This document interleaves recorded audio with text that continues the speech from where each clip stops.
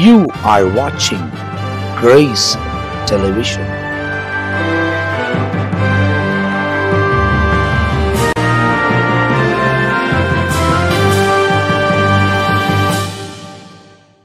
இயேசு கிறிஸ்துவின் நாமத்தில் இந்த காரணத்தில் உங்களுக்கு அன்பின் வாழ்த்துக்களும் ஸ்தோத்திரங்களை எடுக்கிறேன். ஆண்டவராகிய தேவன் நம்மை தொடர்ந்து ஆசீர்வதிப்பார். இன்னொரு எபிசோடாகிய இயேசுவோடு பேசும் நிகழ்ச்சியில் உங்களை சந்திப்பதில் மிகுந்த மகிழ்ச்சியாக இருக்கிறேன். கர்த்தர் நம்மை ஆசீர்வதிக்கிற தேவனாக இருக்கிறார். எந்த இடத்துக்கு போனாலும் இந்த வார்த்தையை கட்டாயம் நாம் உபயோகப்படுத்துவது உண்டு. கர்த்தர் நல்லவர், அவர் கிருபை என்றும் உள்ளது என்பதாக ஒவ்வொரு நாளும் நம்முடைய வாழ்க்கையில் கர்த்தர் நல்லவராக இருக்கிறார். ஒருத்தரும் சொல்ல முடியும் என் வாழ்க்கையில் ஆண்டவர் தீமை செய்கிறாரு, என் வாழ்க்கையில் நன்மைக்கு எதுவும் காரியம் இல்லவே இல்லைன்னு சொல்லி ஒருவரால் சொல்ல வேண்டிய அவ்வளவு அதிகமான நன்மைகளை ஆசீர்வாதங்களை கர்த்தர் நம்முடைய வாழ்க்கையில் வைத்திருக்கிறார். எனக்கு அருமையான தேவஜனமே, இந்த வசனத்தை கவனிக்கிற இந்த வார்த்தையை கேட்குற இந்த கால நேரத்தில் ஆண்டவர் உங்களை தொடர்ந்து ஆசீர்வதிப்பார். ஒவ்வொரு நாளும் இந்த இயேசுவோடு பேசும் நிகழ்ச்சி அநேகருடைய வாழ்க்கையில் ஆசீர்வாதத்தை கொண்டு வருகிறது. பலர் ஆசீர்வதிக்கப்படுறாங்க. மற்ற இடங்களில் எங்களை பார்த்து சொல்கிறாங்க, இந்த நிகழ்ச்சியை ஒளிபரப்பப்படுகிற இந்த வார்த்தையை பேசுகிற ஊழியக்காரர்கள் எல்லாரும் பார்த்து அநேகர் சொல்லப்படுகிற ஒரு காரியம். குறிப்பாக அடிமை எங்கேயாவது போகும்போது, நானும் எங்கேயாவது போகும்போது ஹாஸ்பிட்டலுக்கோ இல்லை எங்கேயாவது மெடிக்கல் ஸ்டோரு இல்லை கடை தெருவுங்களுக்கு அங்கங்கே போகும்போது அநேகர் பார்க்கவங்க, பிரதர் இந்த காலையில் நீங்கள் பேசின வார்த்தை ரொம்ப அற்புதமாக இருந்துச்சு, நேற்று தினத்தில் ஒரு பாஸ்டர் பேசினாங்க ரொம்ப ஆசீர்வாதமாக இருந்துச்சு, முந்தினத்து ஒரு பாஸ்டர் பேசினாங்க எனக்கு ரொம்ப பிரயோஜனமாக இருக்குது அப்படின்னு சொல்லி அநேகர் சொல்லி நாங்கள் கேள்விப்படுகிறோம். இது நிமித்தமாய் குடும்பங்கள் ஆசீர்வதிக்கப்படுகிறது, ஊழியங்கள் ஆசீர்வதிக்கப்படுகிறது, தனிப்பட்ட மனுஷி சகோதர பிரிந்த குடும்பங்கள் இணைக்கப்படுகிறது. குடும்பத்தில் தகராறு ஏற்படுகிற சூழ்நிலையில் இருக்கிறதான எல்லா சூழ்நிலைகளை கர்த்தர் மாற்றி இருக்கிறாரு. ஆசீர்வாதம் நிலைச்சிருக்கிறது. ஆண்டவர் பலன் தந்திருக்கிறாரு. வியாதி மாறி இருக்கிறது. சண்டைங்க குடும்பத்தில் எத்தனையோ விதத்தில் கசப்பாக வாழ்ந்து கொண்டிருந்த குடும்பம், பிரிவினை குடும்பம் ஒன்று சேர்ந்திருக்குது. இப்படி கர்த்தர் ஒவ்வொரு நாளும் ஆண்டவர் தம்முடைய வாழ்க்கையில் நன்மைகளை செய்து அநேகரை ஆசீர்வதித்து கொண்டு இருக்கிறார். இந்த கால நேரத்தில் உங்கள் வாழ்க்கையில் ஒரு பெரிய ஆசீர்வாதத்தை கர்த்தர் கொடுப்பாராக. தேவ சமூகம் உங்களை நடத்தட்டும். ஒரு வசனத்தை உங்களுக்காக நான் வாசிக்க போகிறேன் பாருங்கள். இன்றைக்கு ஆண்டவர் நம்மோடு கூட இடைப்படுகிற தேவனாக இருக்கிறார். ஏசாயாவின் தீர்க்கதரிசன புத்தகம் 54ஆம் அதிகாரம் 3வது வசனத்தை நீங்கள் இந்த கால நேரத்தில் பார்க்க போவது என்னவென்றால் பாருங்க, நீ வலது புறத்திலும் இடது புறத்திலும் இடம் கொண்டு பெருகுவாய்ன்னு சொல்லி ஆண்டோட வார்த்தை சொல்லப்படுகிறது.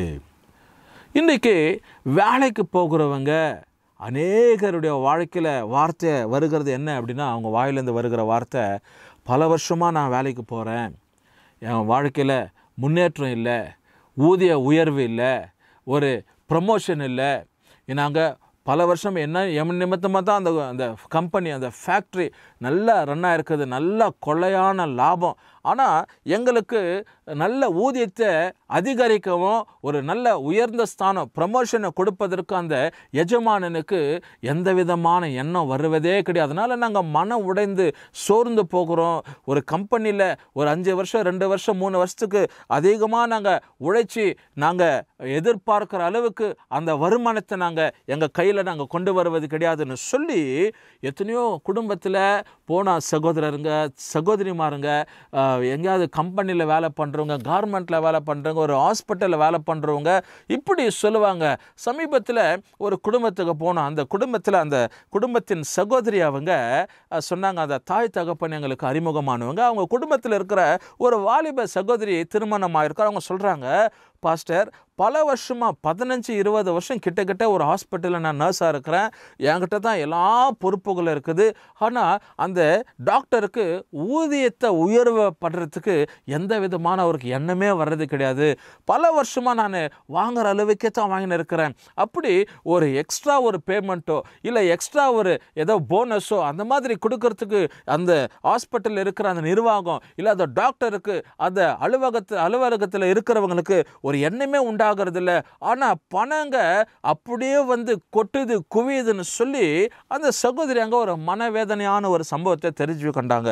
அதில் என்ன கருமையான தேவஜனமே, இப்படி பல விதத்தில் பாருங்க லாபங்கள் சில இடங்களில் ஜனங்களுக்கு அந்த காணிக்கையாகவோ இல்லது பணத்தையாகவோ இல்லது சம்பளமாகவோ கொடுத்து உதவணும், அவங்கள கொஞ்சம் உயர்த்தி அழகு பார்க்கணும்னு சொல்லி அந்த எஜமானன்களுக்கு என்ன இருக்கிறது தெரியுமா, நல்ல உள்ள ஃபுல்லா இருக்கிறது இல்லை. அப்படிப்பட்ட உடைஞ்ச உள்ளத்தை பார்த்து ஆண்டவர் இந்த காலத்தில் சொல்றாரு, நீ வலது புறத்திலும் இடது புறத்திலும் இடம் கொண்டு பெருகுவாய். ஏசாயா 54:3. You shall expand to the right and to the left. நீ வலது புறத்திலும் இடது புறத்திலும். நீ மனுஷனை நம்பி ஒருவேளை நீ வேலை செய்து கொண்டிருக்கலாம். அதில் உனக்கு லாபகாரம் இருக்காது, உனக்கு பெருக்கம் இருக்காது, நீ உயர்வு இருக்காது. ஆனால் ஆண்டவருடைய வார்த்தை சொல்லப்பட நீ என்ன சார்ந்தரு. ஆண்டவர் சொல்ல என்ன சார்ந்தரு. நீ முற்றிலுமா என் மேலே நோக்கமாயிரு, முற்றிலுமா என்னையே நம்பி இரு. மனுஷனை நம்பி போகாத. உயர்வு இருக்காது, சம்பளம் உயர்வு இருக்காது, ஊதியம் உயர்வு இருக்காது. அதுக்கு பிற்பாடு உன்னுடைய ஸ்தானத்தில் ஒரு ப்ரமோஷன் இருக்காது. இருக்கிற நிலையிலேயே 8 வருஷம் 5 வருஷம் 10 வருஷமாக இருக்கிறதான ஒரு சூழ்நிலை. ஆண்டவர் சொல்கிறார், என் மகனே மகளே, அருமையான சகோதரா சகோதரியே, என்னை நீ நம்பு. ஆண்டவர் சொல்கிற என்னை நம்பு, என்னை விசுவாசி. உன்னுடைய வலது புறத்திலும் இடது புறத்திலும் நீ இடம் கொண்டு பெருகுவாய். உங்கள்கிட்ட அநேகர் வந்து ஆசீர்வதிக்கப்படுவாங்க, உங்கள்கிட்ட அநேகர் வந்து வாங்கி கொண்டு போவாங்க.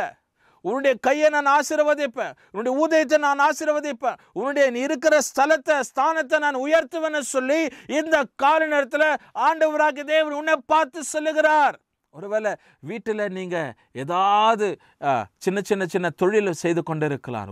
ஒரு காய்கறி வியாபாரம் பண்ணலாம், இல்லை ஒரு கேண்டில் வியாபாரம் பண்ணலாம், இல்லை ஒரு பால் வியாபாரம் பண்ணலாம், இல்லை ஒரு மளிகை கடை சின்ன சில்லறை கடை வச்சு கொண்டு இருக்கலாம். ஒரு நீங்கள் யோசிக்கலாம், எதில் வருமானமே இல்லை, நாங்கள் போடுற அந்த பணத்திற்கு முதலீடாக எந்த விதமான லாபகரமே இல்லை, எங்ககிட்ட நட்டமாக இருக்குது, எல்லாமே நஷ்டம், எங்கள் கைவிட்டு தான் போகுது.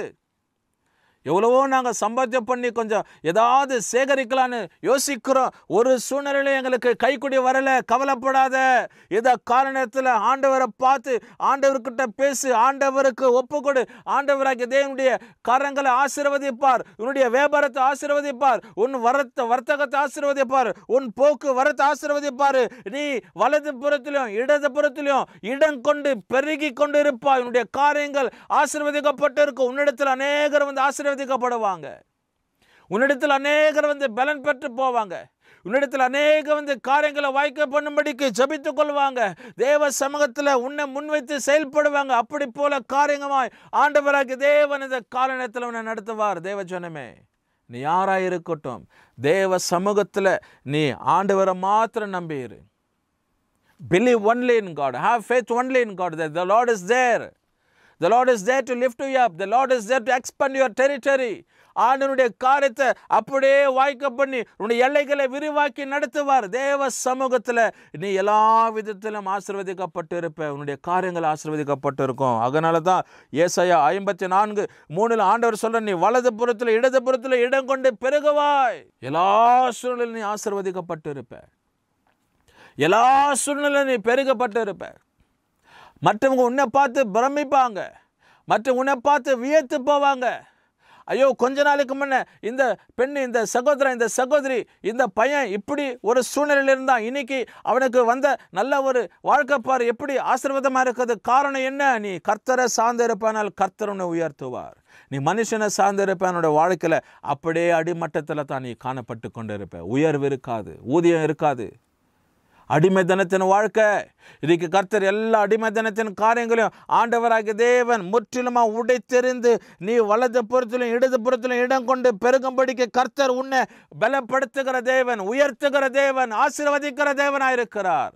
தொடர்ந்து கர்த்தருடைய கரத்தில் ஒப்பு கொடுத்து நம்ம ஜெபிக்க போகிற கர்த்தர் நம்மை ஆசீர்வதிக்கிற தேவனாக இருக்கிறார். நல்ல தகப்பனே, இந்த அருமையான கால நேரத்துக்காக இயேசுவோடு பேசும் நிகழ்ச்சியை பார்த்து கொண்டு இருக்கிறார்.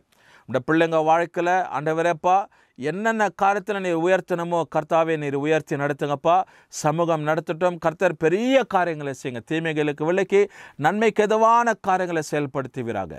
ஆண்டவர் இயேசு கிறிஸ்துவின் நாமத்தில் ஜெபிக்கிறோம் நல்ல பிதாவே, ஆமென். கர்த்தர் உங்களை ஆசீர்வதிக்கட்டும்.